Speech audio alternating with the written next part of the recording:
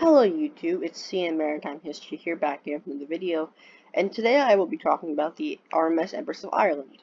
Let's begin. Fairfield Shipbuilding and Engineering built both the Empress of Ireland and her sister ship Empress of Britain at Govan on the River Clyde in Scotland. The liners were commissioned by Canadian Pacific Steamships, or CPR, for the North Atlantic route between Liverpool and Quebec City. The transcontinental CPR and its fleet of ocean liners consisted of the company's self-proclaimed world's greatest transportation system. Empress of Ireland had just begun her 96th voyage when she was lost. Now for some background, after the introduction. Empress of Ireland was the second of a pair of ocean liners ordered by Canadian Pacific steamships during their early years in operation on the North Atlantic. In the year 1903, Canadian Pacific officially entered the market for transatlantic passenger travel between the United Kingdom and Canada. In February of that year, they had purchased Elder Dempster & Co., through which they obtained 3 ships from Elder's subsidiary, the Beaver Line. These ships were Lake Champlain, Lake Erie, and Lake Manitoba, with Lake Champlain being the first to sail on the company's established route between Liverpool in England and Montreal, Quebec, the following April.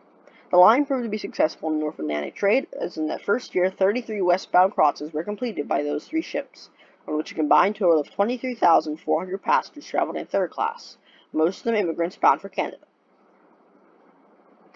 In early 1904, work commenced at Fairfield Shipbuilding and Engineering in Glasgow, Scotland. The liners were designed by Francis Elgar and were specified to be twin-screw liners with service speeds of 18 knots. Both were of identical appearance, with 2 funnels and 2 masts, of equal passenger capacity of just over 1,500. In the early planning stages, their intended names were to have been Empress of Germany and Empress of Austria, but were later changed respectively to Empress of Britain and Empress of Ireland. Following the implementation of a policy that any future Canadian Pacific ship named in the Empress format would be respectively named after a dependency or colony of the British Empire. The ship's keel was laid down on April 10, 1905 for hull number 443 at Fairfield's berth number 4, next to her sister ship Empress of Britain, which was being built currently. At that point, Empress of Ireland's length was 570 feet overall and 548.9 feet between perpendiculars. Her beam was 65.7 feet and her depth was 36.7 feet. Empress of Ireland had twin 4-blade propellers, each driven by a quadruple expansion steam engine. Between them, the 2 engines were rated at 3,168 NHP and gave her a service speed of 18 knots. She had, like I said, 2 funnels and 2 masts, just like her sister ship Empress of Britain. The Empress of Ireland's safety features included 10 watertight bulkheads, which divided the hull into 11 compartments, which could be sealed off through the means of closing 24 watertight doors. All 11 bulkheads extended from the double bottom up directly beneath the shelter deck, equivalent to 3 decks above the waterline. By design theory, the vessels can remain afloat if up to 2 adjacent compartments open to the sea. However, what would prove to be a fatal flaw in her design in 1914 was that, unlike aboard Titanic, where the watertight doors could be closed by the means of a switch on the ship's bridge, the watertight doors aboard the Empress were required to be closed manually. Now, what some people don't reveal about Titanic, some of her watertight doors had to be closed manually as well, like the ones that separated the decks. The ones that separated the bulkheads, however, could be shut from the bridge. In the wake of Titanic, Empress of Ireland, like many other liners, had her life-saving equipment updated. When she first entered service in 1906, she had been equipped with standard wooden lifeboats, which in 1912 replaced the 16 steel lifeboats mounted in traditional radial davits, under which were stored another 26 wooden collapsible lifeboats, all of which combined to the capacity of 1,686 persons, 280 more than the ship was licensed to carry. Empress of Ireland was launched on 27th of January 1906. Her original configuration, she required a crew of 373 and had berths for 1,542 passengers in 4 classes on 7 decks.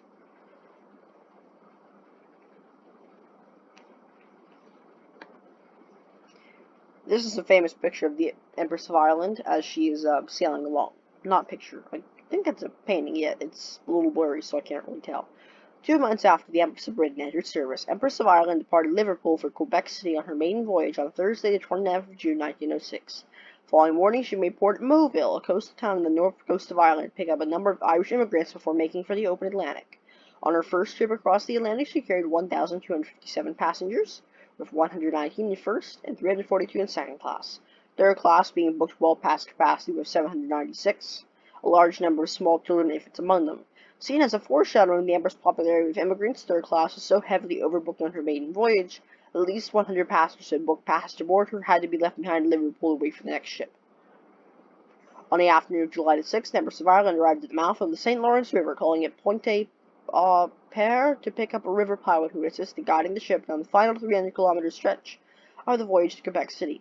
While off Rimouski, another small boat met the Empress to collect all Canadian-bound mail and drop off a group of people working to aid in preparing for the liner's arrival. These consisted of Canadian Pacific Railway ticketing agents who would meet with all passengers to arrange for transportation by rail to their final destinations across Canada. Canadian Immigration and Customs officials who would inspect luggage and check passenger documents, and doctors to examine all passengers to check for any illnesses which would warrant quarantine at Grosse Isle, a process all but one of the ship's passengers passed through successfully. Empress of Ireland arrived in Quebec City early in the following morning, where passengers disembarked and cargo was offloaded. And after a 6-day turnaround, she sailed on her first eastbound crossing back to Liverpool on July 12th. Over the next 8 years, Empress of Ireland completed the same process of transporting passengers and cargo between Britain and Canada, with alternating Canadian ports by season, terminating at Quebec City in May through October, and at Halifax, Nova Scotia, and St. John, New Brunswick in November through April when the river was frozen over. By 1913, Empress of Ireland was equipped with wireless, operating the 300 and 600 meter wavelengths. Her call sign was MPL. Empress of Ireland's final successful crossing ended when she arrived at Quebec City from Liverpool on the 22nd of May, 1914, by which time she transported 119,262 passengers westbound to Canada, and another 67,838 eastbound to Britain. Before I begin about the sinking, this is a diagram I found when I was looking at pictures on PowerPoint for non-copyrighted pictures. This is the vessel, the Storstad, piercing the Empress of Ireland. Now this is pretty well drawn. Obviously it's in German. You can see by the collision how it's spelled. And the Storstad did pierce the Empress's side on her starboard quarter of her stern. And that's what happened. And you can see she's already leaning over a little bit. But that is what happened. So let's get to the sinking. Empress of Ireland departed Quebec City for Liverpool at 16:30 local time on May 28, 1914. Manned by a crew of 420 and carrying 1,057 passengers, roughly 2/3 of her total capacity. In first class, the list of passengers was relatively small, with only 87 booked passages.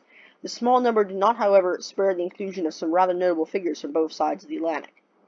People on board were such as Colonel Robert Bloomford of New Zealand's 3rd Mounted Regiment, Lawrence Irving, son of famous Victorian stage actor Sir Henry Irving, Sir Henry Seton Carr, former member of the British House of Commons, Henry Lyman, head of the Lyman firm, head of the firm Lyman Sons & Co., which in 1914 was the largest pharmaceutical company in Canada, Wallace Palmer, associate editor for the Financial Times, George Smart, inspector of British immigrant children and receiving homes, and Lieutenant Colonel Charles Tiley of the Canadian Army. And at the time of her sinking, Henry George Kendall had been promoted to captain at the beginning of that month, and it was his first trip down the St. Lawrence. Her sinking voyage, her final voyage, was his first voyage navigating her down the St. Lawrence. Alright, we get to the collision and sinking now. Empress of Ireland reached Pointe-à-Pierre in the early hours of May 29, 1914, where the pilot disembarked. She resumed a normal outward bound course of about 076 degrees, and soon sighted the masthead lights of SS Storstad, which can be seen here in the diagram, which is a Norwegian collier on her starboard bow at a distance of several miles. Likewise, Storstad, which was abreast of Metis Point and on a virtually reciprocal course of 259 degrees, sighted Empress of Ireland's masthead lights. These first sightings were made in clear weather conditions, but fog soon enveloped the ships. The ships reported to repeated use of their fog whistles. They resorted to repeated use of their fog whistles. At 1:56 local time, Storstad collided into Empress of Ireland's starboard quarter around her stern at around the midships area, but sort of near the stern. Now, obviously, a midships would be right about here, but they show it hitting the stern here. Okay. Lost my place, sorry. Storstad remained afloat, but Empress of Ireland was severely damaged. A gaping hole in her side caused the lower decks to flood at a rate alarming to the crew. Empress of Ireland lurched heavily to starboard. There was no time to shut watertight doors. Water entered through open portholes, some only a few feet above the waterline, and inundated passageways and cabins. Most passengers and crew located in the lower decks drowned quickly. Those berthed in the upper decks were awakened by the collision and immediately boarded lifeboats on the boat deck. Within a few minutes, the ship's list was so severe the port lifeboats could not be launched. Some passengers attempted to do so, but the lifeboats just crashed into the side of the ship, spilling their occupants into the frigid water. Five starboard lifeboats were launched successfully, with a sixth capsized during lowering. The lights and power on the Empress of Ireland eventually failed 5 or 6 minutes after the collision, plunging the ship into darkness. 10 or 11 minutes after the collision, the ship lurched violently on her starboard side, allowing as many as 700 passengers and crew to crawl out of the portholes and decks on her port side. The ship lay on her side for a minute or two, having seemingly run aground. A few minutes later, at about 2:10 in the morning, about 14 minutes after the collision, the bow rose briefly out of the water, and the ship finally sank. Hundreds of people were thrown into the near-freezing water. The disaster resulted in the deaths of 1,012 people.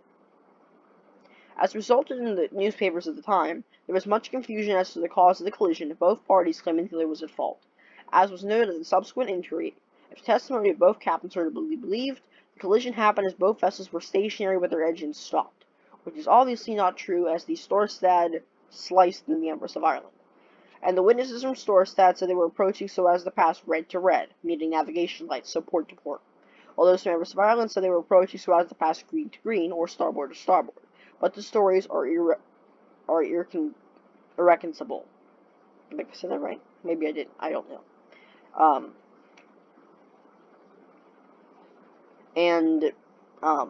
Okay. So shortly after the disaster, a salvage operation began on Empress of Ireland to recover the purser's safe from the mail.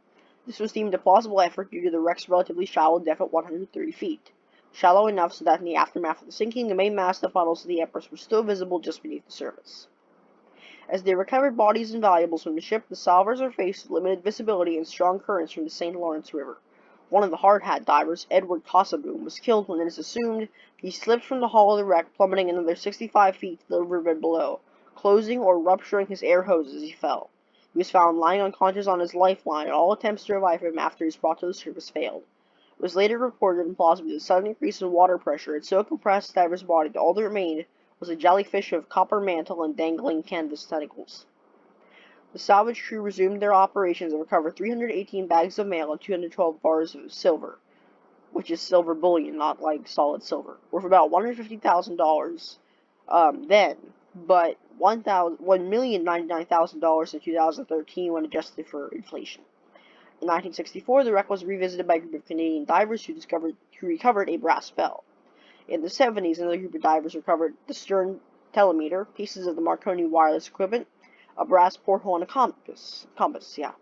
Robert Bauer, the man who discovered the very famous Titanic wreck, and Bismarck visited the wreck of the Empress of Ireland and found that she was being covered by silt.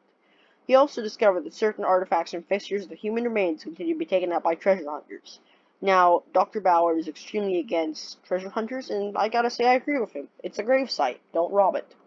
Unless you are using it to preserve those people's memory instead of using it for a private collection. This protection was important because unlike Titanic, Empress of Ireland rests at a relatively shallow depth of 130 feet and is accessible to skilled recreational divers. However, it is dangerous due to the cold water, strong currents, and restricted visibility. As of 2009, six divers have lost their lives to the Empress of Ireland.